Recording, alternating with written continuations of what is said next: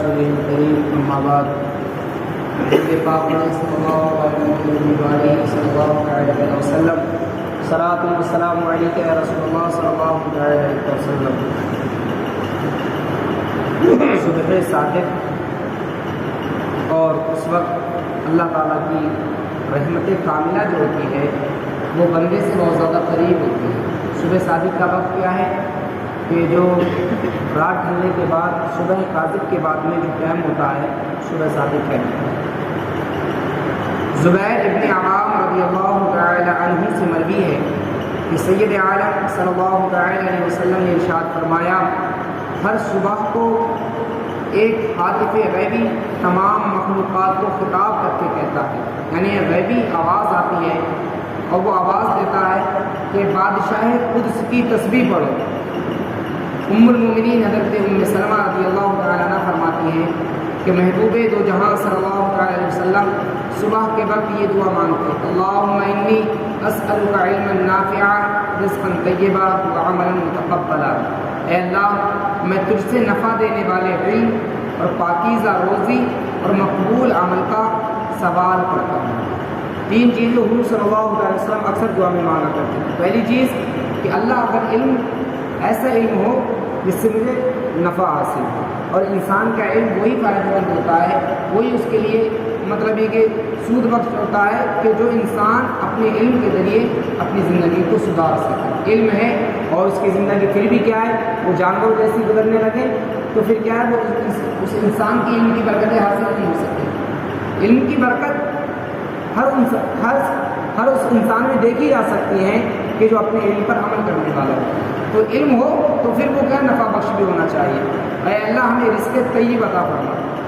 رزق طیب، یہ رزق طیب کب حاصل ہوتا ہے؟ جب انسان حلال عمل کھاتا، حلال رزق کھاتا ہے تو پھر کیا ہے، حلال کام بھی کرے گا، اور جو اس کے جسم میں جو خون اور جو گوشت پیدا ہوتا ہے نا، وہ حلال غذا کے ذریعے جو بنے گا تو پھر اللہ تعالیٰ اس کو نیکی کی توفیق بھی دیتا ہے۔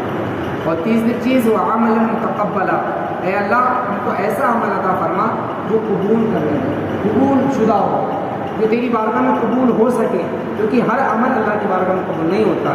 مثال کے طور پہ کسی نے حرام پیسے سے کیا ہے زکوٰۃ نکالی، حرام پیسے سے کسی نے مسجد میں لگایا، حرام پیسے میں کسی نے صدقہ کیا، خیرات کی، تو پھر وہ حرام پیسے کا جو عمل ہم نے کر تو لیا لیکن وہ اللہ کی بارگاہ میں قبول نہیں ہوتا ہے۔ اللہ کی بارگاہ میں وہی عمل قبول ہوتا ہے جو حلال پیسے سے کیا ہے، یا حلال نیت اور اخلاص کی نیت سے انسان کرے۔ تو اس لیے تین چیزیں یہ بڑے فائدہ مند، اور حضور صلی اللہ علیہ وسلم نے انہیں کو طلب فرمایا۔ علم نافع، تعلیمات۔ علم نافع کیا ہے؟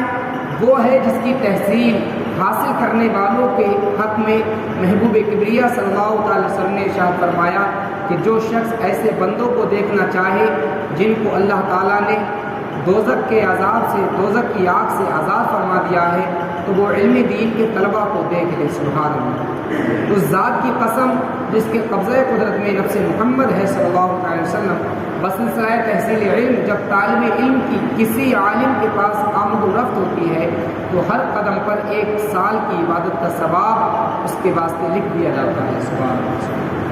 اور جنت میں ہر قدم کے بدلے اس کے لیے ایک شہر تعمیر ہوتا ہے، ایک شہر بنایا جاتا ہے۔ زمین پر چلتا ہے تو زمین اس کے واسطے دعائیں مغفرت کرتی ہے، اور صبح و شام اس کے لیے مغفرت ہوتی رہتی ہے۔ سبحان اللہ۔ علم دین سیکھنے کے یہ فائدے۔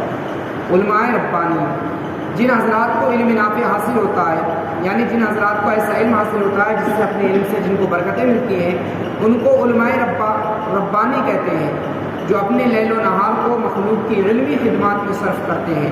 ان کی علامت یہ ہے کہ اسلامی فائدے کے خلاف اغیار کے ہاتھوں پر کسی قیمت میں فروخت نہیں ہوتے ہیں۔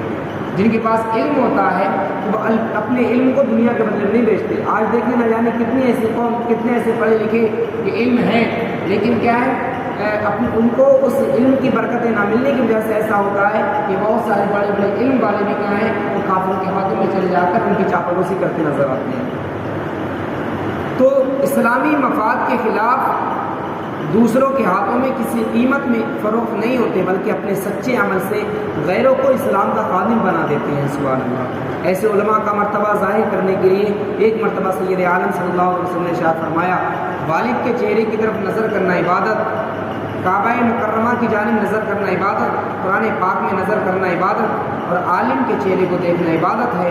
مگر عالم کی خصوصیت یہ ہے کہ اس کے حق میں یہ بھی ارشاد فرمایا کہ جس نے عالم کی زیارت کی تو اس نے گویا میری زیارت کی، اور جس نے عالم سے مصافحہ کیا گویا اس نے مجھ سے مصافحہ کیا، اور جو عالم کے پاس بیٹھا تو گویا میرے پاس بیٹھا، اور جو دنیا میں میرے پاس بیٹھا اللہ تعالیٰ قیامت کے دن بھی اس کو میرے ساتھ بٹھائے گا۔ سبحان اللہ۔ روح البیان مقام غور ہے کہ جس علم کے سیکھنے اور سکھانے والوں کی بارگاہ الہی میں یہ عزت و منزلت ہے، یہ مرتبہ ہے، اس کی جانب سے مسلم قوم بالخصوص طبقہ مالدار نے کیسی شدید غفلت اختیار کی ہے۔ الامان الحفیظ چونکہ یہ طبقہ فکر معاش سے گزر رہا ہے، نظر براں اس کا اولین فرض تھا کہ اپنی اولاد کو اس علم کے سیکھنے کے واسطے پیش کرتا، یا کم سے کم اس علم کے سیکھنے اور سکھانے والوں کی ضروریات کو محسوس کرتے ہوئے مخصوص طور پر ان کی مدد میں حصہ لیتا، تو آج یہ منحوس دن دیکھنا نصیب نہ ہوتا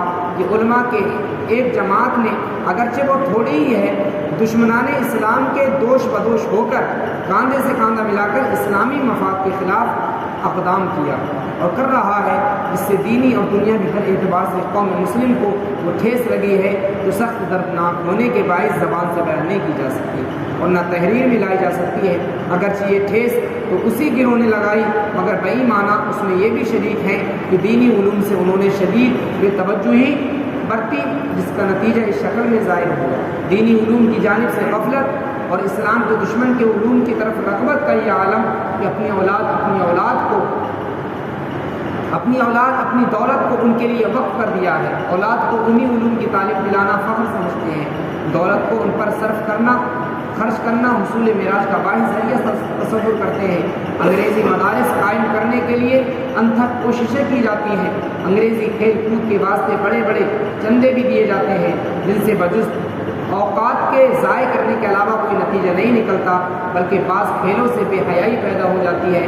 دینی علوم کے لیے چندہ کرنا تو بہت ہی معیوب اور عیبدار سمجھا جاتا ہے، اس میں انسلٹ ہوتی ہے، چندہ دینے میں بھی ہزار ہیلے کیے جاتے ہیں۔ ہمارے اس قسم کی ناگفتگی حالات ہیں جن کی بنا پر موجودہ عذاب الہی مسلط ہے کہ حسب منشا غذا ملتی ہے، نہ پہننے کو کپڑا دستیاب ہوتا ہے، نہ امن و امان کے ساتھ سفر کر سکتے ہیں، نہ گھر پر رہ کر چین کی نیند سو سکتے ہیں۔ امن عامہ میں خلل پڑ گیا ہے۔ اگر اب بھی غفلت کے برتے نہ اٹھے اور یہی لیل و نہار رہے تو نہ معلوم کیسے شدید عذاب نازل ہو جائیں گے۔ آخر وہ ہے عقل مند وہ ہے جو حوال سے روزگار سے عبرت حاصل کر کے جلد سے جلد اپنے عمل کی اصلاح کے واسطے متوجہ ہو جائے۔ لہٰذا اگر ہم چاہتے ہیں کہ موجودہ مصیبتوں سے رہائی ملے اور آئندہ آنے والی ہولناک آفتوں سے محفوظ رہیں تو فوراً جو شریعت کے خلاف اعمال ہیں ان سے توبہ کر کے علوم کی خدمت شروع کر دیں، اپنے بچوں کو دینی علوم کی تعلیم دیں، اپنی دولت سے دینی علوم کی خدمت کریں، دامے درمے قدمیں سکھلیں، جس سے جو خدمت ممکن ہو اس سے وہ بچنا نہیں چاہیے۔ جس طرح بھی انسان سے ہو سکے وہ اس علم میں حصہ لینے کی کوشش کرے۔ تو آج دیکھیں ہمارے اندر بے چینی ہے، ہمارے اندر جو خلل پیدا ہو گیا اور روزی میں برکت ختم، یہ سارا کا سارا معاملہ ہمارا کیا درا ہے کہ ہم نے کیا ہے علم سے ہم دور ہو گئے، اللہ کی عبادت سے دور ہو گئے، اور انسان اللہ کو تبھی پہچانتا ہے جب اس کے پاس علم ہوتا ہے۔ علم ہی سے انسان خدا کو پہچانتا ہے، جب وہ پہچان لیتا ہے خدا کو پھر اس کی عبادت میں مشغول ہو جائے گا۔ تو پھر علم دین سیکھنے کی ضرورت اور اپنے بچوں کو بھی دینی تعلیم دینے کی ضرورت ہے۔ اللہ تعالیٰ